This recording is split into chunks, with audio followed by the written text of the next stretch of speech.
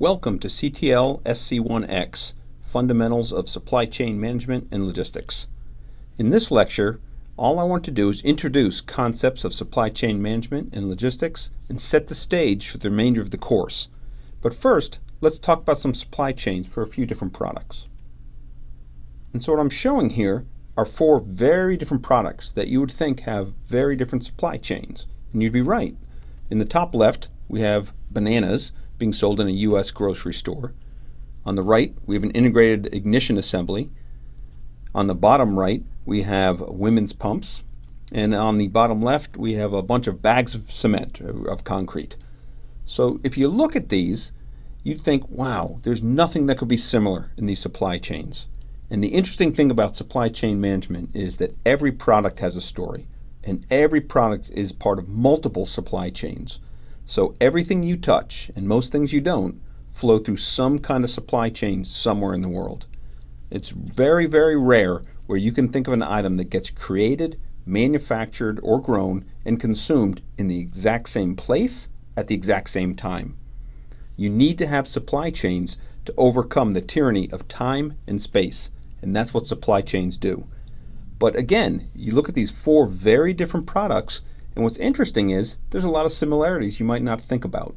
So if I look at the bananas up here in the top left and compare that to the shoes, you can think about perishability, because yes, bananas will spoil over time, but so will women's shoes. Style is very fickle, so what's in for this season will not be in for too long. So the idea of perishability, how long something will stay fresh and able to be sold at its normal standard price, is something that is not just about fruit.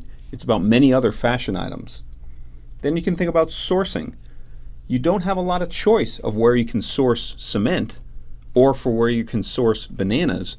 I can't grow bananas up here in Boston. I could try in a greenhouse, but it'd be very, very expensive. You can't mine for cement where it doesn't already exist. So sometimes your product is tied to a sourcing location that you cannot change. Then you can think of products that are single, individual items, like bananas. There's really only one part to the banana, or the cement. Well, there are many chemicals you might put in there as additives. But you look at products like this ignition and the shoe, they're made up of components. And it could be that those components are not made by you, but by someone else. And therefore, you're part of a larger supply chain. And finally, you can look at who you sell to. For shoes, you're selling to a consumer. A woman is probably buying these, and who knows, maybe a guy. You never know. So someone is buying this, it's a consumer. Same thing with bananas. It's a B2C, a business to consumer business.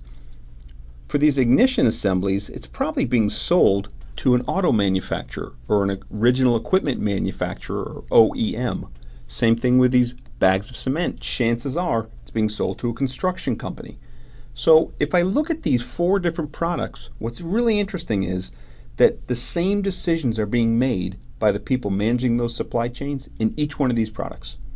Now, the values and the outcomes might differ, but they're all making the decisions of where can I source from, how much inventory do I hold, how do I forecast my demand, where do I stock my inventory, how do I move my product from source to final consumption, and all those kind of things.